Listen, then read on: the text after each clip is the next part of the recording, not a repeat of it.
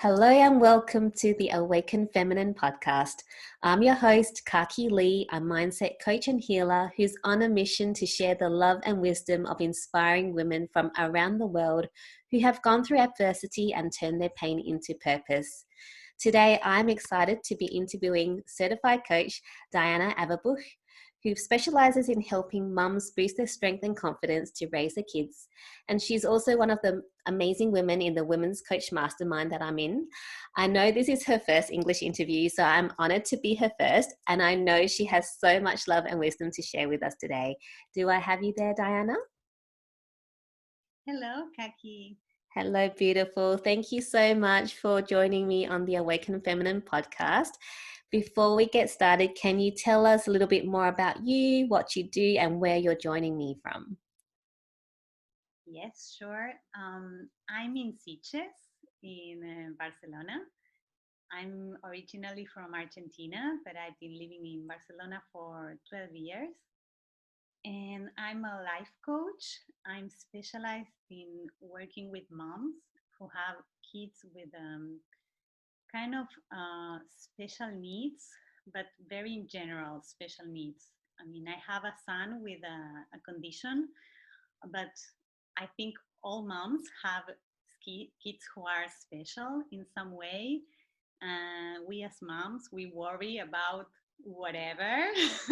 Yeah. Sometimes it's something not so severe, so important, but for a mom, everything is big, when it comes to your own kids.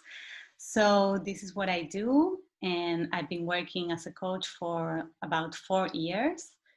And previously I was a fashion designer. So I also switched professions. And yeah, that's about it.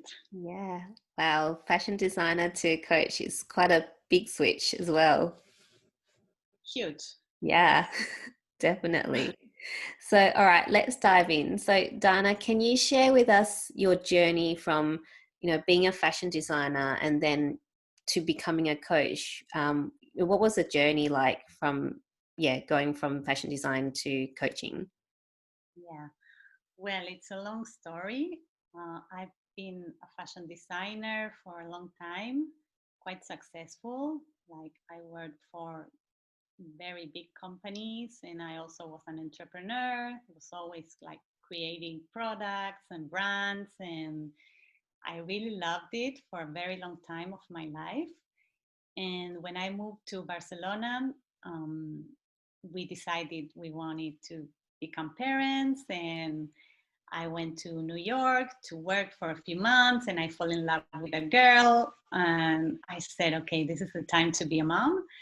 And Lucas came to our life, and we were like the most happy people on earth. I was like, my life is so perfect. I live in Barcelona, this amazing place. Yeah. I'm a mom, my son is healthy, and I love my work. So, and I have this amazing husband, everything was like all the checklist Yeah. was perfect. And when my son was about 9 months, I started to see that some milestones were not um, the way they had to go, everything was not going the way it was supposed.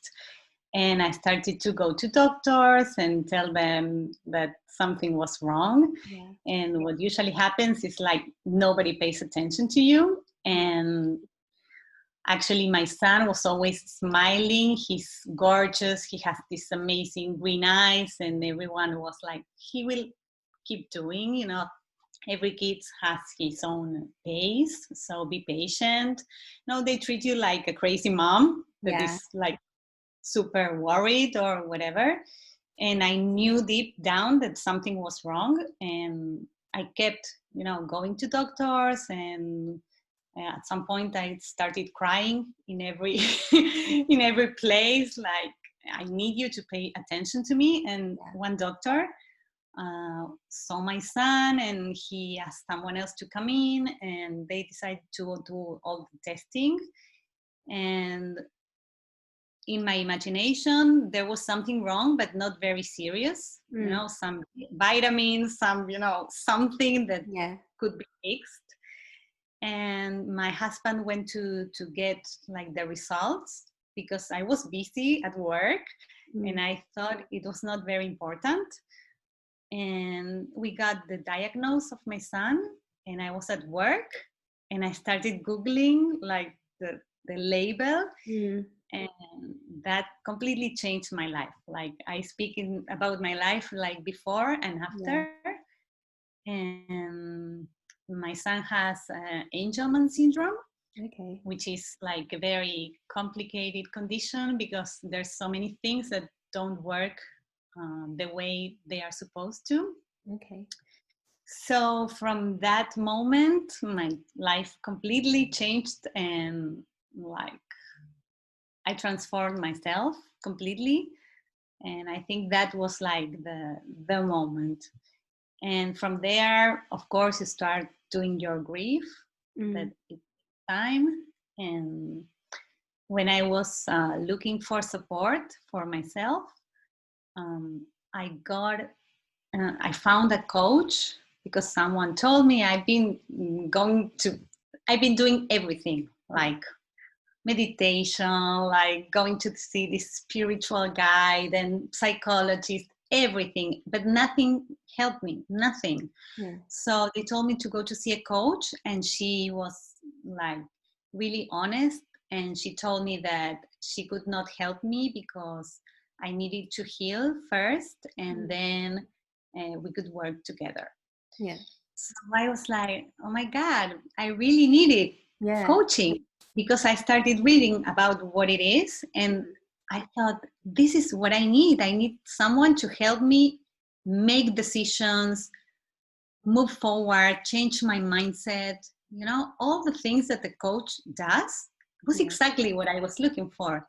So she said she couldn't, and I completely understand because she was more focused on business things, and I don't think any coach can do this actually, but I think it's perfect for a coach. So I decided to certify myself. I said, okay, this is what I need. I will go fully in and I will learn everything. And it was amazing. It completely changed my life. It was very, very helpful for myself because to certify, your first client is you, as you know. And so I did a lot of work on myself. And since then, I decided that I wanted to help other moms going through something similar to me. And yeah, that was my mission, and that's my purpose now. And I absolutely love it. I feel completely aligned, with my way of living and how I can support people, and what I'm here to do. It's just like you find meaning in your hardship. So yeah, I love what I do now, and my life is completely different from what it was. And it's been 8 years now. Lucas is 8.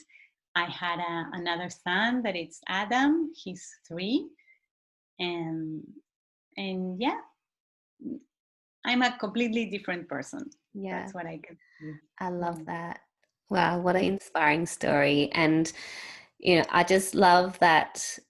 I think all mums know, as you were saying, you just know when something is wrong, and that it was great that even though there were doctors thinking that you're this crazy woman, you just kept persisting and you kept looking for that doctor who would listen to you, because a lot of times, like, you get to that point where you're like, oh, maybe I am crazy, maybe there is nothing wrong, and you stop looking for the doctor that will listen. And then things go downhill even more because no one's actually looked at your child, right? So it's really great that you just really trusted your gut and really kept going. So, and yes, it's life-changing. And at the time, it was obviously very traumatic for you to having to go through that. But look at where you are now. I just love that. So I want to ask you, you were saying that, so you found out Lucas had the had the um, disease at about 9 months. Well, actually, the diagnosis was at 14 months. 14 months, yeah. So, and so how long did it take for you to really start, getting to that point where you felt more like yourself and being able to not be in that state of grief and trauma, I guess? Yeah.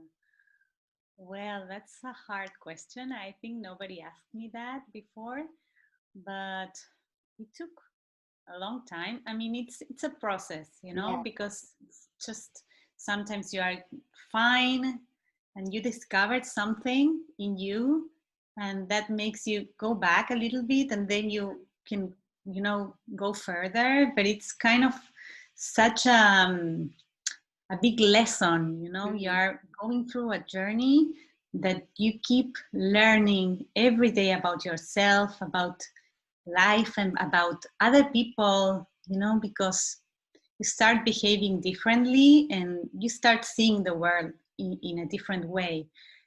But I would say it took me about 3-4 years, mm, like to really get, but it was just when I discovered coaching, actually.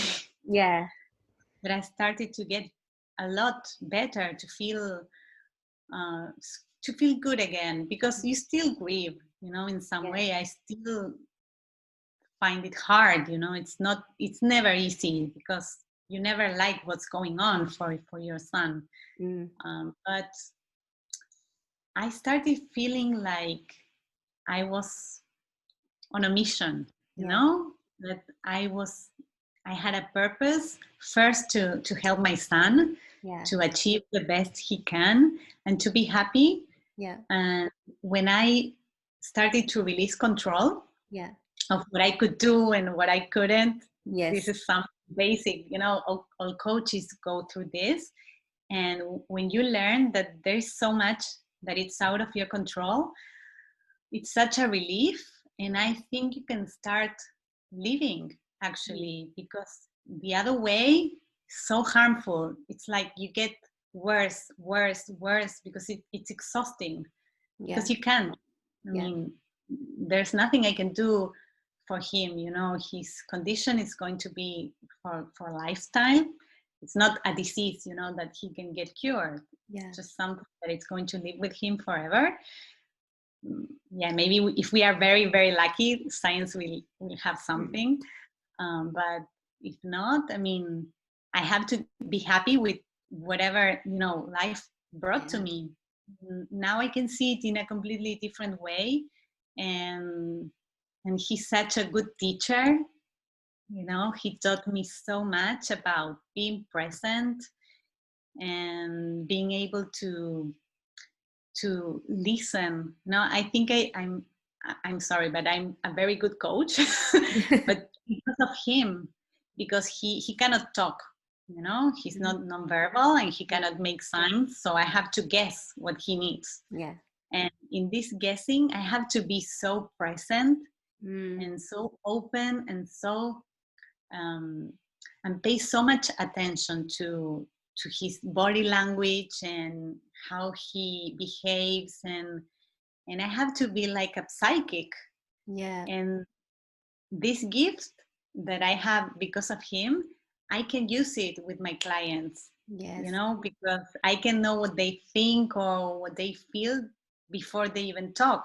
yeah, wow, And I think this is a skill that he gave to me. This is yes, his gift for me. yeah. And what a beautiful gift, because a lot of times people, you can tell what people are thinking before they even speak, just by the arm gestures or their facial expression, and you having to be fully present with your son to learn that. That's beautiful.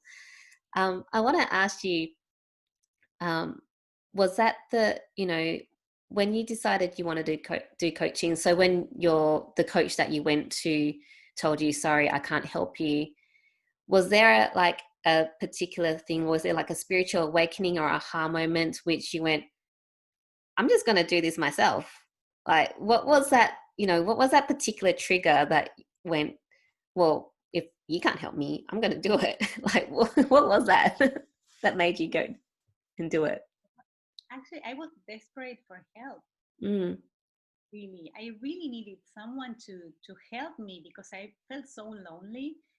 At those times, like with your couple, with your partner, it's very difficult, the communication, because you can be on completely different uh, places, Mm. on the grief, because maybe he's in denial still and I'm into action.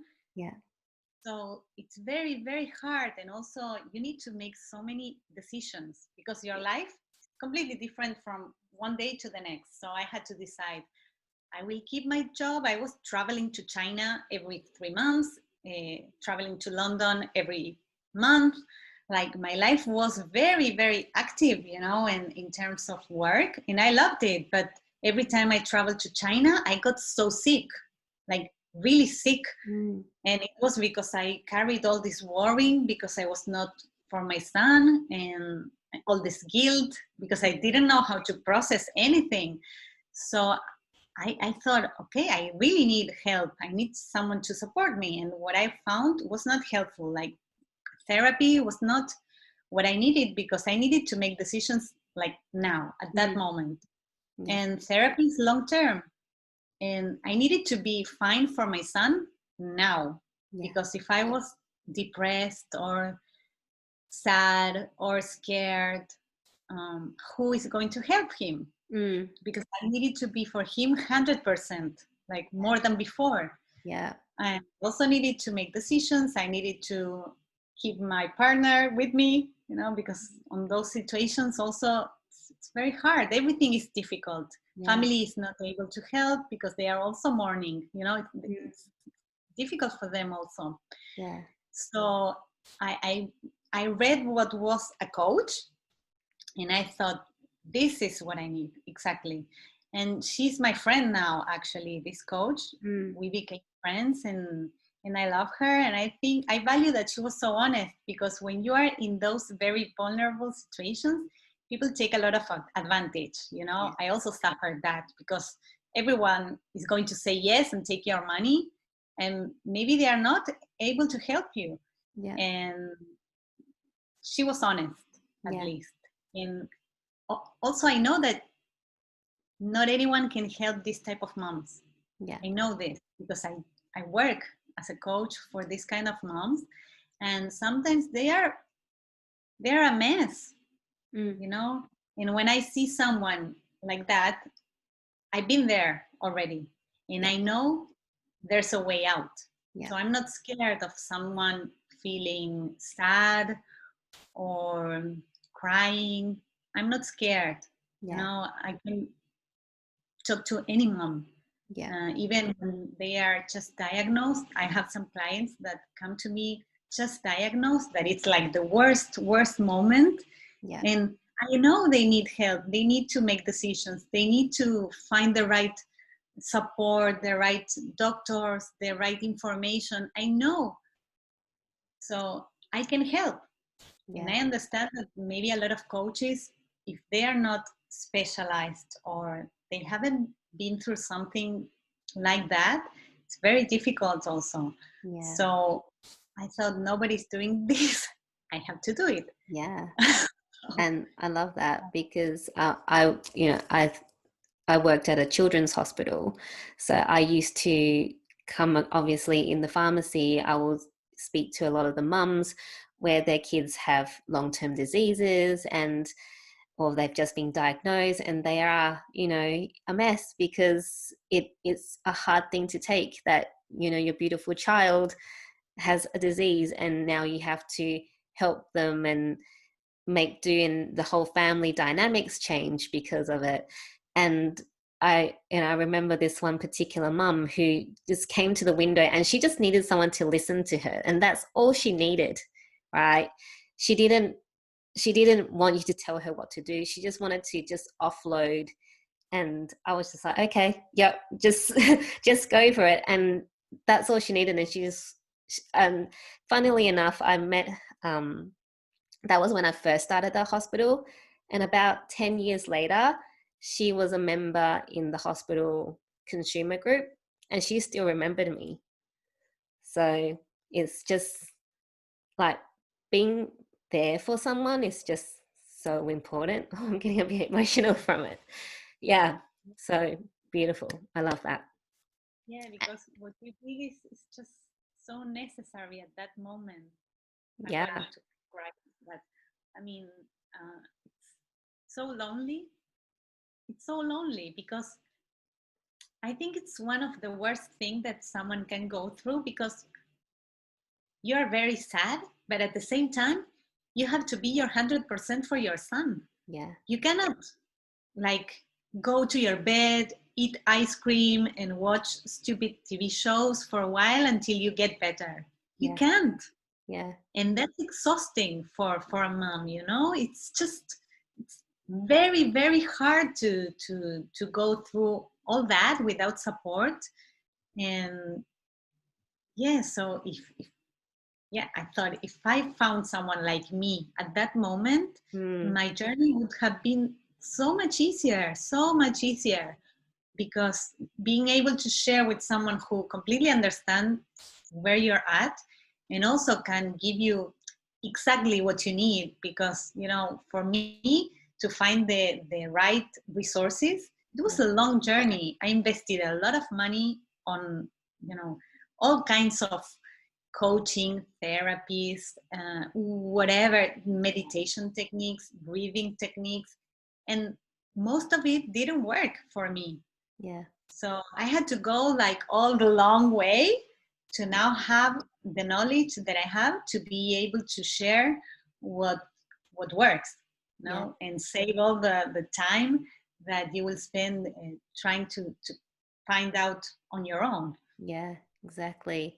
And it's so important to be able to find a coach that understands and resonates and who has gone through something similar, because those people are the people that can help you the best. So this is coming, I've had coaches before where they don't quite understand where you're at, or the journey. So it's just so important that you have that to help the people in the same boat as you were back, when Lucas was first diagnosed. I want to ask you, actually, so um, after the diagnosis, and obviously you had gone on this journey, and you still got your husband, right? So how was that? How did the relation? Yeah, how was the relationship? And what, for people who are listening, who mums who might be going through the same thing right now, and they feel very lonely and they don't know how to communicate with their husband. I mean, obviously you're still with your husband and everything's great. So what are some things that you can do to ensure that you guys, really work in that partnership, and so that you can stay together? Because I know a lot of times when people have these things happen, it can break the relationship. Yeah, this is very, very frequent. I see it all the time. Mm, Sometimes I feel so sad because the moms that come to me, they already are divorced, or, you know, they lost their partner on the way. And this is really sad for the kids also, you know, yeah, because it's hard to raise a kid who needs like special attention on your own. So of course, if you can avoid, you know, getting into that situation, and it's very, you know, useful.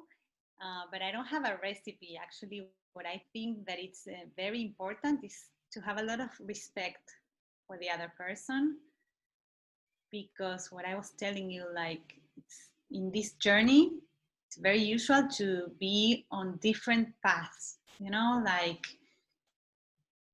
it's difficult to go together. yeah, You know, because people have different timings in general, but in these situations especially. So you cannot push the other person to be on your same boat, you know, just to let, let flow, let go. And at some point you will get back together, Yeah. So I think it's very important to give time to the other person and to respect the other point of view, because it's very difficult to negotiate during, um, during a situation where you're really sad. It's very difficult, to manage your emotions. Like you're a mess, Yeah. and you have to respect the other person to go through grief on his own way, and not push, just wait, be patient, give time, give space. I think this is the main thing to Yeah. to keep safe, the couple. Yeah. And then at some point you reinvent, Yeah. because you're two new people. Yeah. This is why it's so hard, because this is this transforms your life completely. So you have to get to know your partner again from who you are now, and also who he is now. Yeah. And I think there's something very interesting there. And of course, there's sometimes that you like what you see and they like what you see in you, and sometimes it's not possible, and it's okay. Yeah. You don't have to get attached to that. I think it's important to be okay on your own, like to find your own balance, your own well-being, and the same for the other person. And then when you can meet again, you see what's there, and you start over. Yeah. But it's very, very hard work. Yeah. Like, yeah, not Yeah. easy. That's really great advice. And I think not just for, your situation, but for any couples who have gone through some change. I mean, I know myself, it is that the same thing where I have become a different person, and my husband had to then go kind of meet me. I had to meet him where he was, and then when he went on his journey, then we kind of met at that next level. So yeah, it's just so important to be respectful of where the other person is. And if you obviously marry that person because you love them, so don't try and control where they are. I think, yeah, that's probably the main message. Exactly. Yes. Yeah. Also, I mean, I don't work only with moms with kids with disabilities, but also when there's they are trying to have a kid and they can't. This is also very frequent that maybe one of in the couple is very eager, to go to find, to get a baby, and they want it badly, and maybe the other person at some point is tired and doesn't want to keep going. And it's very hard also, but it's the same, it's always like two paths. Yeah. And you have to be very respectful for where the other person is, and not try to push him Yeah. to be exactly where you are. Yeah, this is like a key thing in couples, I think, Yeah. in general. Yeah. Oh, such a beautiful lesson and journey that you've had, and obviously been very challenging, but you've made it through, which is amazing. So, you've already mentioned this, but I want you to declare it. Having gone through everything that you've gone through, what is your personal mission? What are you here on this earth to do? Wow. Well, I think I'm here to help moms have the strength and confidence they need to raise happy kids, basically. Yes. Yeah, that's the mission. Yeah. Yeah, beautiful. So, Dana, I want to get a little bit more deep and personal with you, if that's okay. Yes, for sure. Cool. So, having gone through everything in your life, whether it's what we talked about with your journey with your son, or even anything else, what do you believe is the greatest lesson that you've learnt in your life so far? Hmm. That we have no control. over life. Mm. Yeah. I thought I had everything under my control. Like I was successful at work. I was living in the place that I wanted. I had the husband that I always dreamed of. Like my life was so the way I wanted it. And I thought it was because of me. Yeah. But then I discovered that there's so little we have control. And there's like a bigger plan, like a master plan for us, for all of us. And we never know what it is. Yeah. Yeah.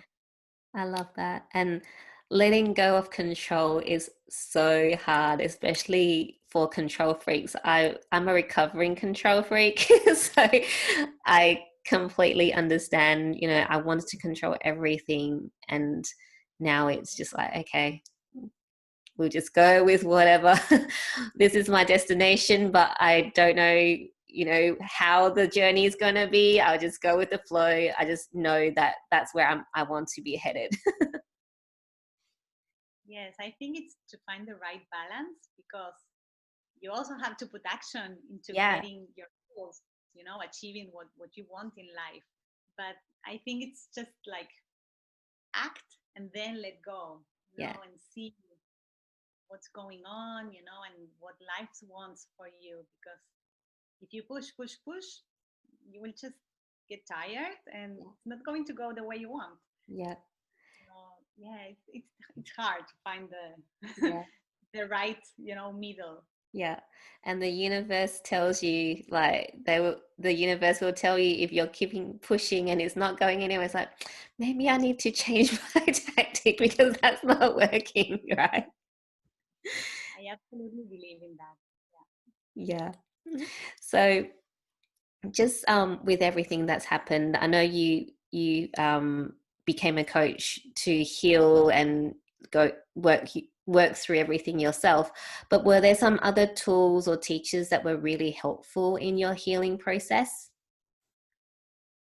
Yes, actually, I what really helped me was to find the right kind of. It's not a meditation. What I do is kind of a breathing technique Mm, that it's been very, very helpful since the time that I was really sad. It worked for me. yeah. It's not that I needed to go through, a lot of process. Like that technique allowed me to be present and to feel calm, like to stop my head. And this was very, very helpful. And I've been doing it for 7 years now. And this was very, very helpful to me. And to find that, I had to go through a lot because I tried all the meditations and techniques and everything, and nothing worked for me. Yeah. So yes, find the right technique into mindfulness, Mm. something that works for you. I think it's so important to have peace of mind at some time in your day, to be able to sleep, to relax, to pause. So important. I think this is basic for any person who is going through something hard. Yeah. Just, yeah, being present. When you're doing your breathing, you really become present, and it's just so important to, because when you're in that state of being all over the place, you're not present, right? But breathing brings everything back into that now moment, right? So important. What is there a name for the breathing technique that you Yes, use? it's called Sudarshan Kriya. So, Sudarshan Kriya. oh. Sudaryan Kriya. Um, yeah, it's a combination of different breathing techniques that Mm, I do. And yeah, what was very helpful is that it was not only peace of mind, it's tiring, the way mm, I do it. I get a little tired. So, and I'm focused on what I'm doing. So my mind stops and I feel like I release, mm. some tension and stress. Super helpful. Now I do it like very, in autopilot Yeah. because I've been doing for a long time. But get this habit, it takes time and it's an effort. You know, a lot of people find it very difficult to stick to these kind of routines and habits, but they are so good for our health. Yeah. That yeah, I recommend anyone to find the right thing for them. Yeah, definitely. Because as you say, you did so many things before you found the right thing, right? So it's just a matter of trial and error, isn't it? Yes, yes, Yeah. of course. But meditation for me was horrible because my mind was thinking more. It was like, oh my God, this is to stop my head, and I'm just having more time to think because I was sitting there and thinking like crazy, and I end up like upset and like pissed with the place, the situation, the everything. I hated everything. And I was like, oh my God, what's going on with me? There's something wrong that I cannot, meditate. Everybody tells you go meditate. And actually, when you are in this kind of deep suffering, Yeah. don't do meditation. Don't. It's very difficult. I mean, Yeah. you need to stop your mind, have a lot of, like put your shit together in some way, and then you can start, working on your mind. But this is something that nobody tells you. Only someone who have been through something like this can know. So yeah, I think kind of a breathing technique that it's kind of that you release Mm. tension is much more helpful, and also that it's guided Yeah. because you concentrate in what you are doing and you are not like leaving your thoughts, go Yeah. around the way they want. Yeah. I'll get you to send me the name of that breathing technique and I'll put it in the show notes as well. So at the end. So Yeah, Dana, actually, this breathing technique was given to me by another mom. oh, Yeah. yeah, passing the love. I love that. Mm-hmm. So Diana, I am a book reader. I love reading books or listening to books now because I have kids and I don't have time to sit there and read. So it's listening. But is there a book that really changed your life? Oh, many, because I also read a lot. Mm. Um, yes, I think everything from Joe Dispenza. Mm-hmm. I'm a coach very focused on neuroscience. I Yeah. learned a lot about neuroscience because for me, that I'm also like a free control. I used to be like controlling person. It was very helpful for me to understand how my brain operates Mm. in a conscious way, because I could explain a lot of behaviors and things that look soft, but actually, there's science behind everything we do. Yeah. So for me, it was amazing that someone could explain to me what was going on, Yes. in my body, and how he explains how, body and mind Yeah. work together. And yeah, I think it was amazing also to read his story of recovery. Yeah, also Bruce Lipton, he writes about this kind of, also Yeah. like science. They are all scientific people, Yeah. and they can explain our brain in such an amazing way. Yeah. And they give a lot of examples that also I use to explain to my clients, Yeah. like why, what's happening? Because sometimes we don't understand why we have these patterns, or how it's so difficult for us to change something. So if someone explains to you in a way that it's science, Yeah. but it's like, oh, then I can believe that, Yeah. that's proven. So I can work with that. And when I work with my clients, I do a lot of drawing, in my Yeah. and explain about the neurons, how they work, and yeah, all these kind of people is very inspiring to me. I keep reading them and getting everything from them. And yeah, and then another book that it was very important for me, it's called Open, that it's the story from Andrea Agassi, the Okay. tennis Yeah. player. Yeah. Yeah. Yes, that it's a book that also I recommended to a lot of people, and it moved them also. It's a simple book, it's just his story, but uh, you can see a lot of behaviors that are common to all of us Yeah. in his story. Because, for example, he was like the best player ever, the coolest one, and he hated playing tennis. Yeah. So all his, his life, he was going against his purpose, or his, his Yeah. mission, or whatever he wanted in life. And he was a perfectionist, freak control, like all Oh, the things. sounds familiar. Yeah, it for me it was, I cried reading the book, because it was, oh my God, that can be so harmful, Yeah. to have all these high standards, and sometimes we don't even know why we want to be so perfect. Like, for who is going to care, in the end of the day, if we are so unhappy trying to be perfect, and to be according to the expectations of others. Yeah. And he explained how he grew, in this family with so much pressure. Yeah. Well, you can relate to that also, Yeah. maybe. Right, like, to these parents who expect so much from you, and then you have to do a lot of work, to Mm. recover from that. Yeah. Yeah, and I think this book is so inspiring, so amazing, also for moms, because you can see how harmful you can be on your kid if you don't pay Yes. attention to what you are doing. So I love that book. Yeah, it was. Yeah. Oh, I'm very interested to read that one. I love Joe Dispenza, so but I haven't read this one by Andre Agassi. So yeah, definitely add that to my to read list. So thank you. And yeah, it is. I think we are all, I think everyone is very similar and working through very similar things. It's just that our journey is all different.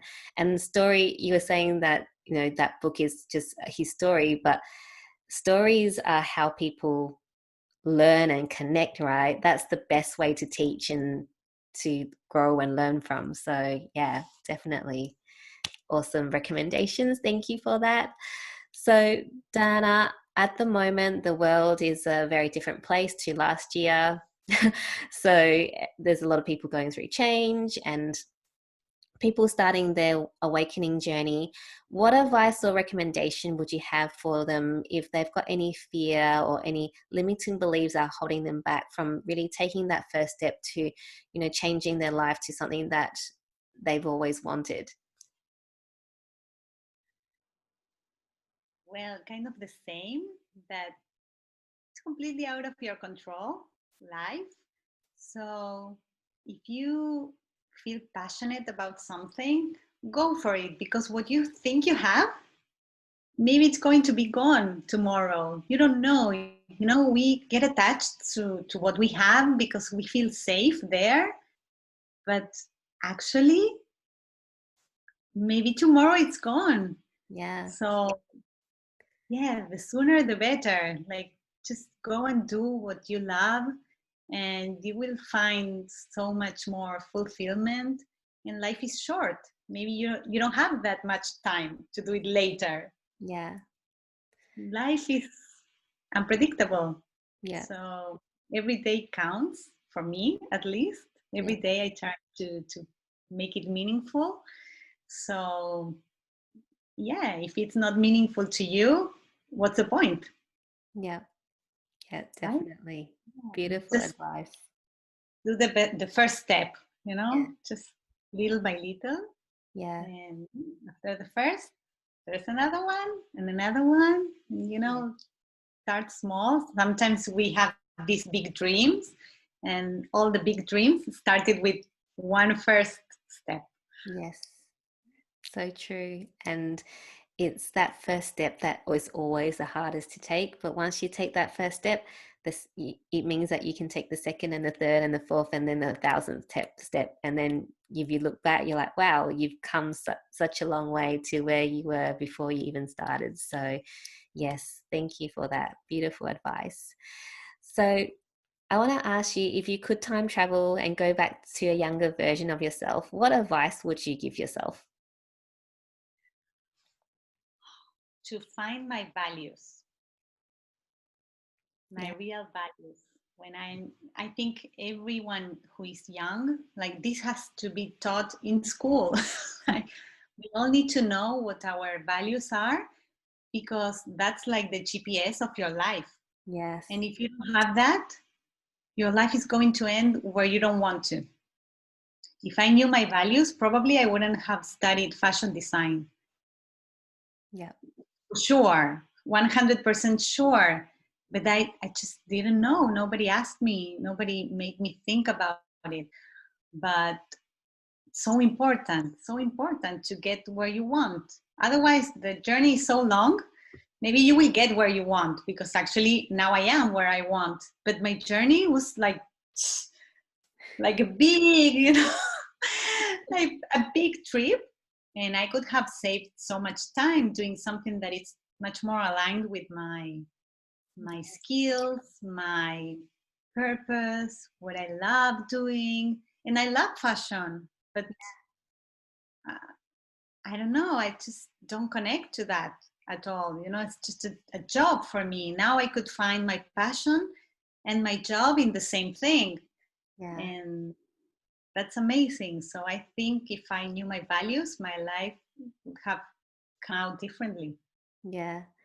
That's great. And I think so many people can resonate with that. I, for one, can definitely resonate with that. If I knew what my values were early on, I wouldn't have taken the path of going down pharmacy and then doing an accounting degree before getting to now where I actually want to be. And I'm so happy and fulfilled, right? So it's I just love that. It's such a wise piece of advice. Thank you. So I'm going to take a little bit of a turn now because I myself am all about self-love. That was one of my biggest lessons on my journey. So as a mother of two, a busy entrepreneur, what are your top 3 go-to activities to make sure you really give yourself that self-love? I go to a very fancy gym. Love it. Love it. My husband is always like, "Why you go there? Because it's far from my house. It's very expensive, but it's my thing. It's just I love it. I love going there. I have friends. I have a beautiful swimming pool. I love it there. So it's my thing, and I don't like exercising. I don't love to go to the gym. So if I don't do it this way, I wouldn't do it. Yeah. So this is kind of my thing that I love. And now I can go very frequently because I love going there. And Yeah. it's what, my motivation. And sometimes you have to trick your mind, to be able to do these things that maybe are not natural Yeah. to you. Because I prefer to read a book, of course. I don't love, doing body combat. But when I'm there, I'm happy, I love the place, I love the vibe, I love the teachers, the classes are amazing. And that's my thing that I do. And then I'm very conscious of my energy because my daily life is very demanding. Lucas has hyperactivity, he doesn't talk, uh, like a big combo. So my energy is every day can go down very easily. So I pay a lot of attention to that. And when I'm getting empty, I find time for myself. That's great. I do that. For me, it's not optional. I have to do it because otherwise I lose patience. I started, my head gets crazy. I start, having a lot of um, behaviors that I don't like for me and to be around. It's horrible. Mm. So to be able to manage myself the way I do and I love, I need to pay a lot of attention when I'm getting drained and take some time for myself. Yeah. That's very important. And it's just, maybe it's half an hour that I need to, uh, go to my room and do whatever. It doesn't matter. But to get back, to harmony, Yeah. it's very important. for me. And this is just, yeah, something that I do. Yeah. And one more? One more. Well, I try to make sure that I go on a date with my husband once a month. Nice. That it looks not that it's not a lot, but yeah, we don't have family here in Spain, so we don't have the uncle or someone to help us with Yeah. kids. But we get a nanny, we go out, and we take some time to connect because the daily life can be Mm-hmm. very disconnecting. So yeah, we go to a nice restaurant, we get to talk to each other, and yeah, and have this time to be alone without Yeah. kids. Yeah. Love that. Thank you for sharing what you do to give yourself that self-love. So I just absolutely love, your story and everything about you. I just, remember the first time I connected with you when I met you in our course, and I was just like, yeah, I really love this person already. And just knowing your story now, I'm just, wow, you are amazing. And I just love what you bring to the world. Before we wrap up, I'd really like you to share with us what's really setting your soul on fire right now. Oh my God. Um, I don't know. That's a hard one. I think it's just, I don't know. My kids are back to school. So I don't know. It's just like getting the time that I need to focus on my projects. I'm a multitasking entrepreneur. I have a lot of things going on. So I'm so happy that now I can have the time to focus on my work Yeah. and be able to have kids, at school and have like a routine again after so many months that, since we were Yeah. confined and everything, I was completely focused on my kids because they needed me. Yeah. And so now I'm excited about the coming months that I will be able to focus on what I want to build Yeah. for my businesses. Yeah. Beautiful. No, actually, I'm planning to start my IG account in English. So probably do it soon. Yeah, because mine is in Spanish Yeah. only for now. And it's going great. I'm building like a very nice community there. Yeah. And I've been coaching in English for a long time also. I can do both. But building a community in English, it's a lot of work. So I need to have the time to start working on that. So yeah, that's that's what I would Amazing. love to have now. Yeah, amazing. So happy that you are spreading that love, not just to your Spanish speaking community, but also to the English speaking community. So that's amazing. So thank you so much for sharing your love and wisdom with us today. If people want to find out more about you and how they can work with you, where should they go? Well, I have my IG account that is Coach de Mamás. We'll write it down properly. Yeah. That it's in Spanish for now, but of course, if they want to be coached in English, they can DM me there.